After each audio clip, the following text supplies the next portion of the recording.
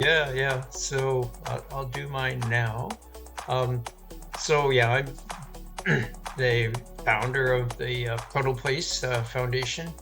I guess I've been interested in intentional communities for like about 10 years, just, and this is seems to be the point in time where there seems to be a lot of interest in like housing the homeless, accommodating the people with mental health problems, because what's happened is, yeah, we deinstitutionalized all these people and there's like nowhere for them to go. So we need something really where we can house them, but we need to house them in like a normalized community, like a normalized campus, rather than just putting them, in somewhere special. So yeah, I'm the founder, I'm the treasurer for Proto Place Foundation, and I'm going to present the PowerPoint on the housing, social housing. Yeah. Okay. Okay. Thanks. Yeah. Go ahead, Jan. Okay. Well, you wanted to know a little bit about my background and myself a little bit. So my 29-year career in the energy industry was focused on both strategy and development, human resources, but under the umbrella of health, safety, environment, of which I managed the health piece. So under the health umbrella, I managed all the mental health, alcohol and drug addictions control, disability management, injury prevention, all those types of things for people that could obviously, in a big corporation, they didn't have to think twice about it. That was all just kind of provided for them. So I guess, my interest in Proto Place is having those types of services along with the childcare, the healthcare, all of those available to, like Robert said, the individuals that are less fortunate and the ones that need these services, and that the services are available and the supports are available to the people that could use it. Absolutely use it and want it. I think that's my big thing, is that the people that want it is going to build this community, both inclusive, diverse. It has the big attraction to me that it would be very big, inclusive and diverse, and include all of these support services that I mentioned before. So I've been in volunteer work for a number of these organizations before, including the Canadian Mental Health Association, all sorts of, the mustard seed and things like that. So I have a pretty good eye on what I can see and what people would appreciate. Okay, great. Yeah. Yeah. Thanks, Jen. Oh yeah. Well, I guess one of the things I didn't mention is, yeah, I'd like to have a local campus. The whole intention is that people don't have to commute. That's the problem. A lot of these Right. services do exist, but then we impose on the person to actually take a bus, go all over and these different appointments and all that. And I mean, that's not easy for someone who's challenged just by, just even getting on a computer on the internet. They just don't know how to do that. They don't really need to. Well, And both financially and maybe physically, and mentally capable, all of yeah, those things. yeah, Yes. yeah. Mm. Yeah, my name is Tom Lyons. I live north of Toronto, retired consultant. And right now I am serving as a general member at large. Yeah. Oh, well, Term, actually, maybe as a side, maybe your interest in Proto Place, like as a personal well, interest. Yeah. Yeah. interested. Well, I think it's important to. I had a questionnaire from a civil rights group last week, and they were talking all about legal matters. And I pointed out to them that as far as civil rights are concerned, this involves a civil society. And in a civil society, people need to be sheltered and they need food. Mm. Yeah. And I guess that's my interest in this whole program. All right. Yeah. Okay. Thanks, Tom. Yeah. So maybe go to Carlos. Yeah, my name is Carlos Lucasius. I got interested in Proto Place through Robert. with my brother-in-law, and so my role is software developer and secretary, and I live in Markham, Ontario. We're almost neighbors. Yeah, you live well, up north, Ontario, right? same time zone. Will ya? Anyway. Oh yeah. Oh, Brian, thanks for joining. I had requests to send this recording to other people, so that's why people are introducing themselves. All right. So my name is Brian McManus. I've been appointed as chairman of Proto Place. I first joined as part of my master's program where I met Robert and helped him create what is now known as Proto Place. Yeah. So that is how I got started in Proto Place. I'm going to run through the social housing presentation. So just in terms of Proto Place itself, just as an overview, I mean, the idea is it's a caring, compassionate, community-based. These were sort of the two taglines from the website: caring, compassionate, community, and work, live, play. Originally, I thought work, live, play sort of as a play on this what's it called? Live, love, pray, right? Isn't that the movie? Anyway, yeah, with Julia Roberts, and anyway, that but then after that, I saw that a lot of other places have these 3-word things very similar, like, yeah. So anyway, so Proto Place idea is it'll be integrated living. So basically everything there and run as a nonprofit. And so you not only have housing, but you have jobs for people, you have retail, you have services, and then operate as a cooperative. So it basically is a real nonprofit, long-term, not only nonprofit to build it, but also cooperative after the fact, run by the people who are living there. So really democratic. Mixed occupancy, so not just like the homeless, transitional, or like affordable housing, but like a regular occupancy, people who can't afford to pay.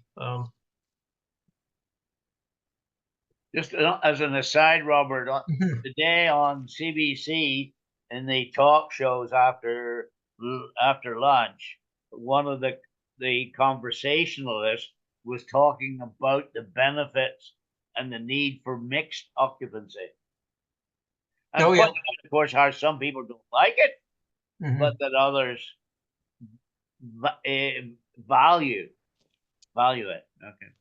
Yeah, well, I mean the whole point of having mixed occupancy is that long term you can sustain that same mix of people within the complex, rather than having to accommodate special needs. Like, so I mean, you're accommodating the special needs like right up front.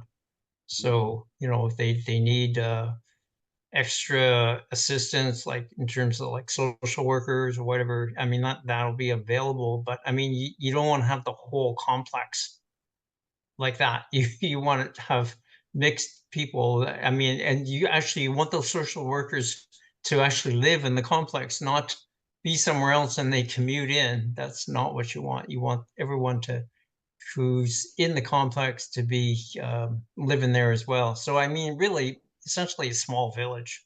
So like a small village would have, usually mixed, intergenerational. You'd have people that maybe have different kinds of disabilities, and that are being looked after by the people, the specialists in the community. So yeah. Yeah, but the more I keep on this topic, the more I keep seeing news and political announcements about, oh yeah, new housing projects and everything going up. But yeah, so I mean, it seems to be really hot topic right now. maybe that's good, maybe that's bad. I don't know, but I mean, it's good that there's a lot of interest right now. I just hope that it's sustained and we don't just lose focus afterwards, right? So yeah, so really, yeah, looking at the whole basically whole life, so singles and couples and families, intergenerational, but also providing the all the services they require. So things like daycares and schools and well, the shopping and the retail.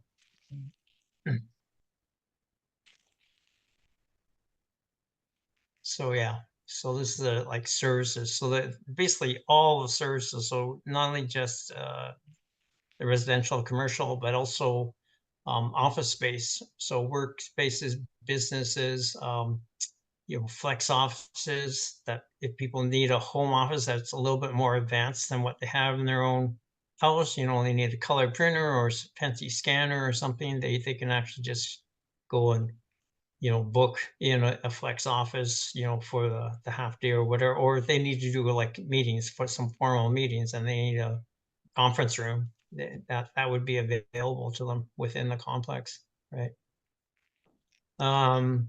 Then have recreational areas for parks and cultural spaces, and entertainment. So yeah, cinemas, theaters, other things like skating rinks or gyms and that.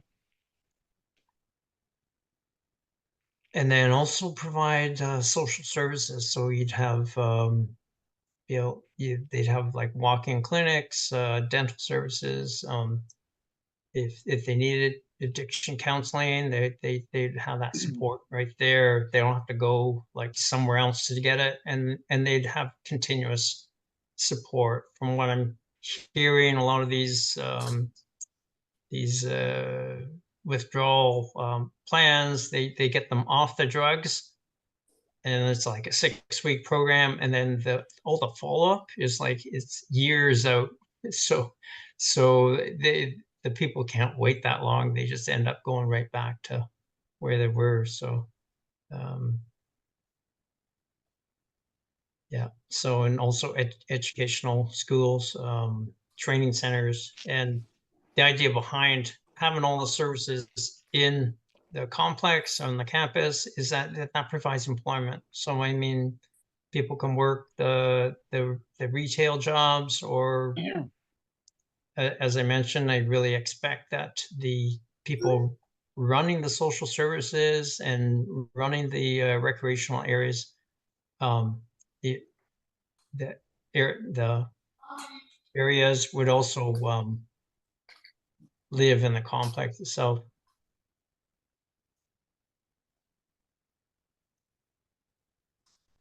So, oh yeah, so this is where we are so far. We began in August 2023. That's when Brian mentioned that he had started working with me, so that we got the website up. We basically created a presence on LinkedIn, which is actually the #1 item that comes up. You do Proto Place. Proto Place used to only be pick and place machines.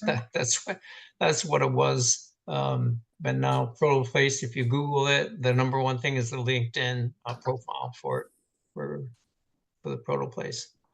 So our CRA charity application is in.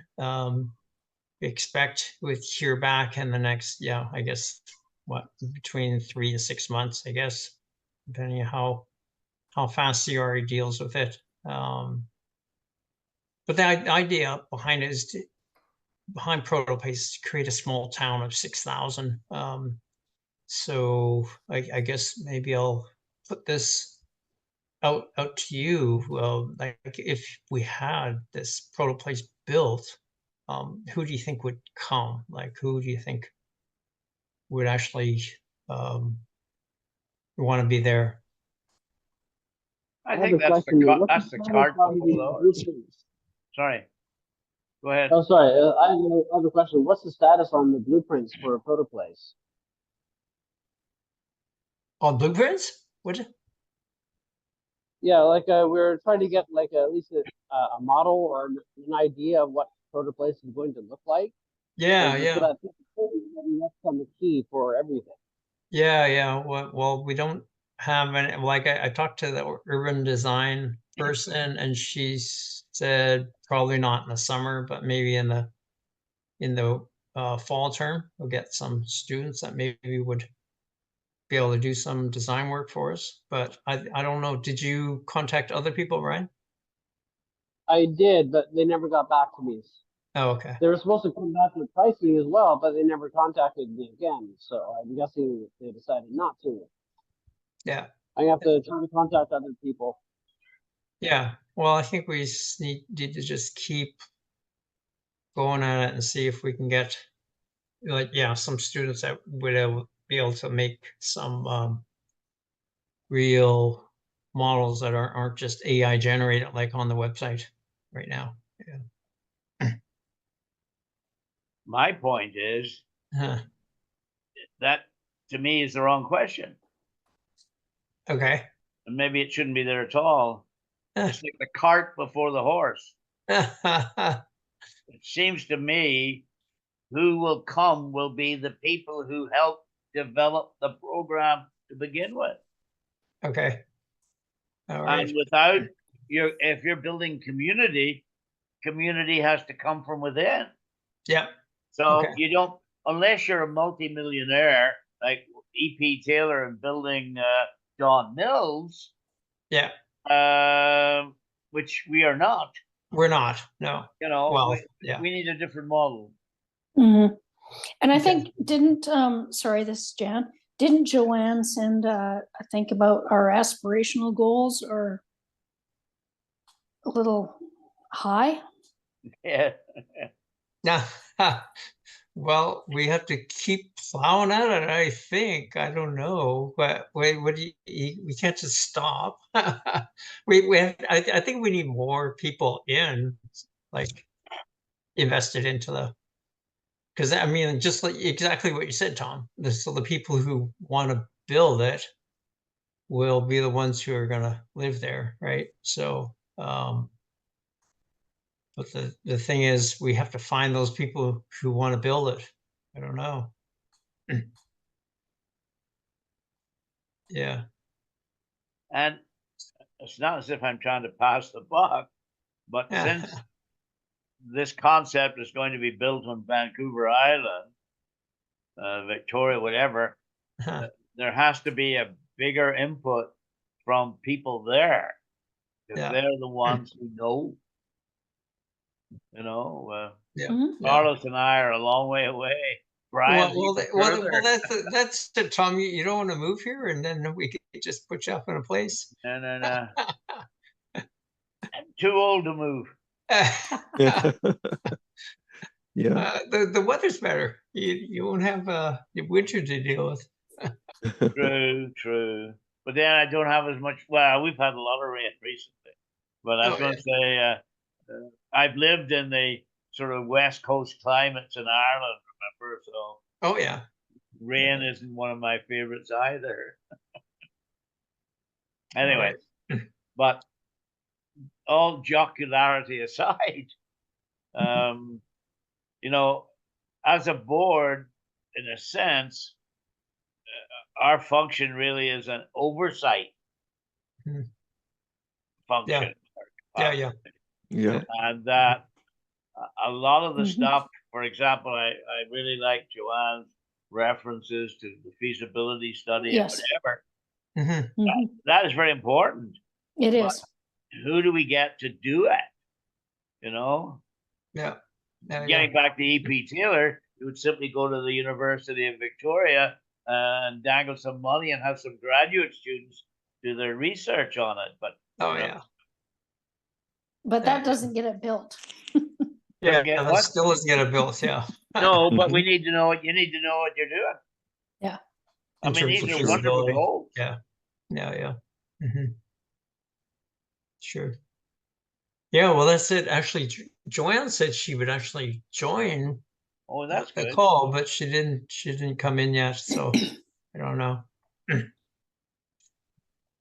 Yeah. Well, I guess that's the other thing. A cart before the horse is also we want to accommodate some of the marginalized people, and those people are not capable to, able to actually, conceptualize. We basically have to provide that framework for them, right? So, And but But I, that's going to have to that might come be a, through. Mhm. That's going to have to come through an organization like a social organization, not through. It's going to have to come through and it may John's. be a generalization. Yeah. Yeah, yeah. Okay. All right.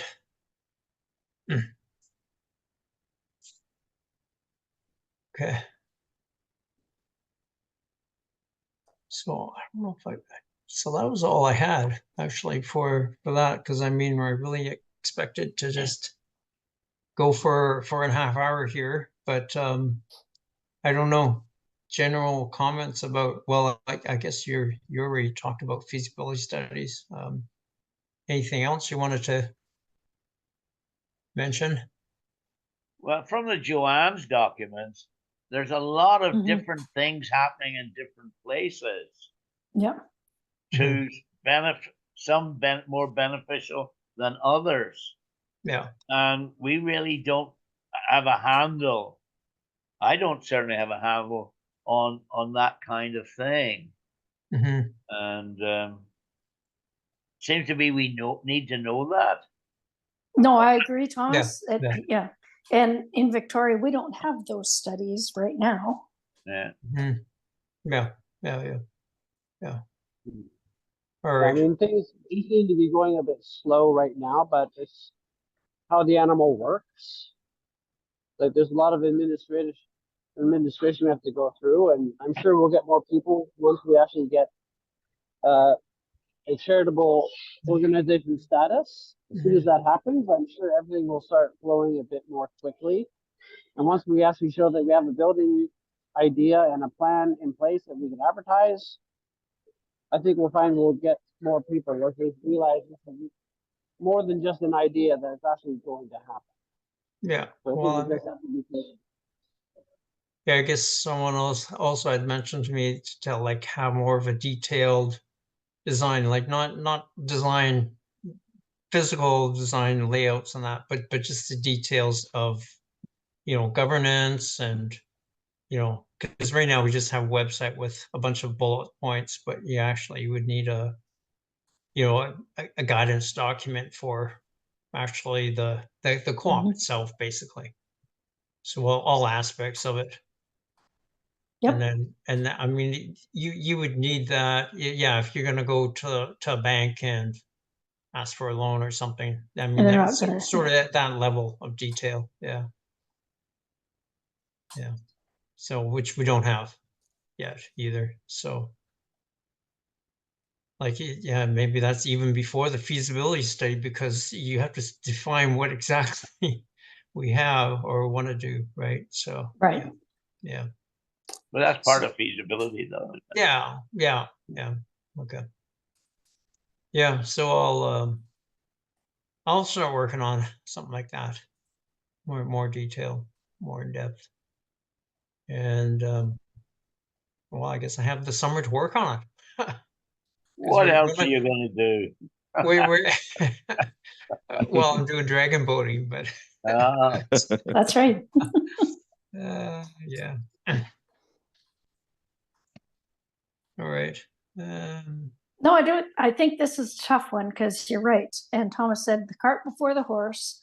mhm. Then there's, Brian said like we need to do a number of things before we even attack the government or even attack or not attack or approach any of the organizations. This is there's a number of other organizations that are doing the same thing. So Well, I think there we need are, to, yeah, but you see, they're all in different places, right? They're not all together, not thinking about one campus really. So I mean, that's the difference really. I mean, yeah, there's a lot of organizations that are doing stuff. Well, like I guess the thing is the housing is basically being driven by developers though too. So that's another issue. That's they put up stuff that they're going to make money on, right? They don't worry about what services are needed and what, and yeah, they're definitely not looking at the marginalized people at all, because I mean they're not paying a lot of money. They're not profitable, right? And the other thing that came out in one of those articles that Joanne sent, and I Mhm. mentioned it at the beginning before some of the people were here, was that funding from various agencies, governments, whatever, Yes. has not been forthcoming for projects that have commercial components. Mhm. They see things in an old-fashioned model of sort of rectangular housing, right? They don't Yeah. see the whole commercial and whatever Yeah. aspect to it, and therefore Well, they're reluctant to lend money. yeah. Well, that's it. They put up these housing things, and then they say, oh, well, now we need a transit hub because these people are living there. They have no jobs. They gotta Yeah. take the bus to get wherever they're going. Like that. That's, yeah. To me, that's, yeah, is like Yeah. retrograde thinking, So really. there's political lobbying to be done there.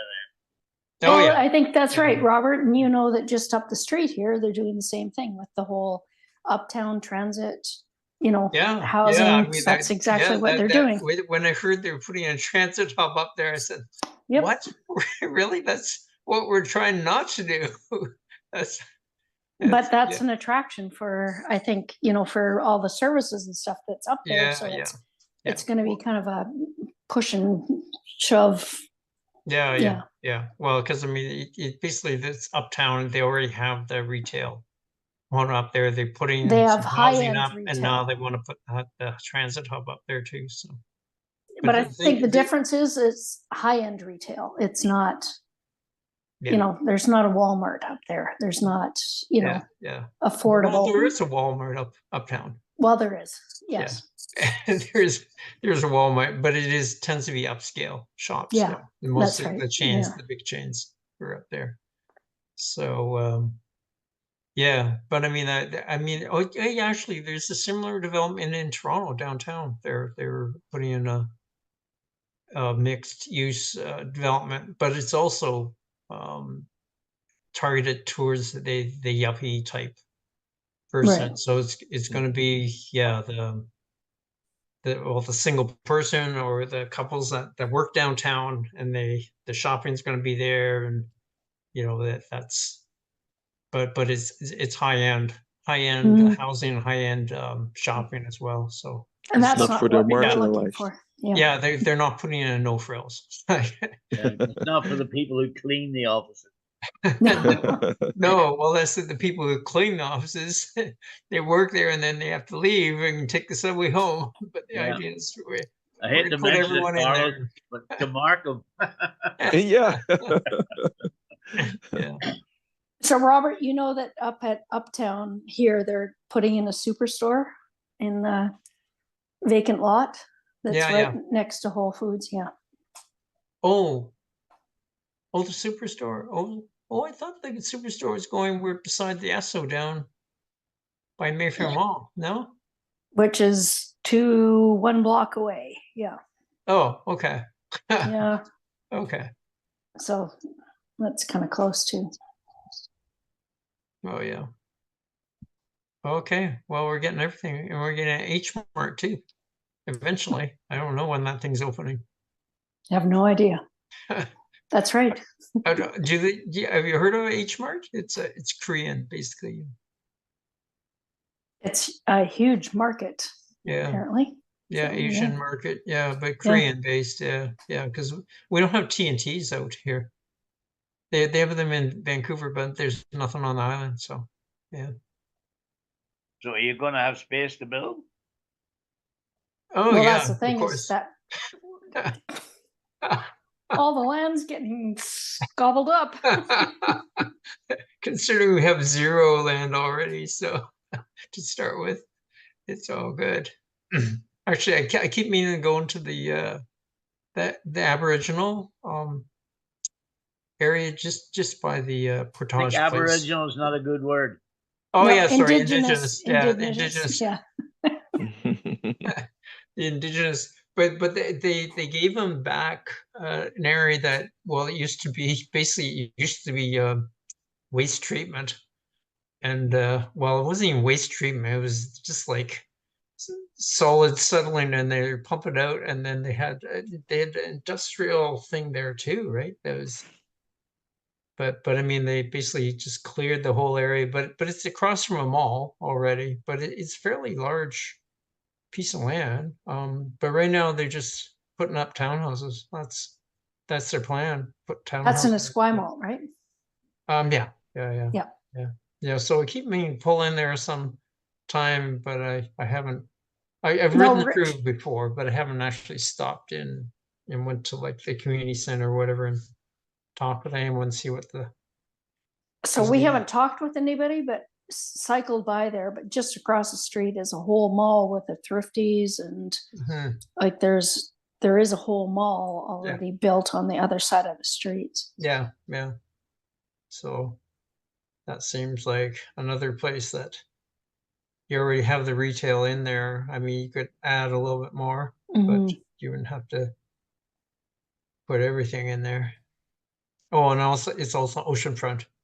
So then I can build my marina there. Robert, do you have stars in your head? No, well, another friend, yeah, well, she likes, she does sailing, right? So she wants to have an oceanfront place. But I mean, the thing is, if you have a marina, that's big money coming in. You rent out the slips, the mooring, and all that. And the idea is, I mean, when they moor, they're going to come in, and the mall is going to be right there, rather than right now. All the marinas in Victoria, when they moor there, there's basically nothing there. They have like a little restaurant on the pier, but if they don't really have any shopping, so if we put the shopping right there, I think they would tend to come in to our marinas and slip there. So right next to that is so right next to what you're talking about, Robert, is the naval base. Naval, I know, yeah, I know. Yeah. But it's just water. They can come through. But who owns that piece of land? Is it the indigenous, or is it It is naval base? indigenous. It was given. Okay. It was given to them. Yeah. I mean, they've started to put fences around it, but anyway. How about petitioning the government for the naval base? No, that's their only shipyard in Victoria. Actually, they put the cruise ships in there sometimes to repair them, refit, because they don't have any place big enough that actually have cranes and stuff that they can actually that's right, work on the big boats. Yeah. Well, they used to build ships on Lake Huron here, but not for a long time. Yeah. All Small right. ships, but good ones. Anyway. All right. Okay. So I'm gonna stop the recording.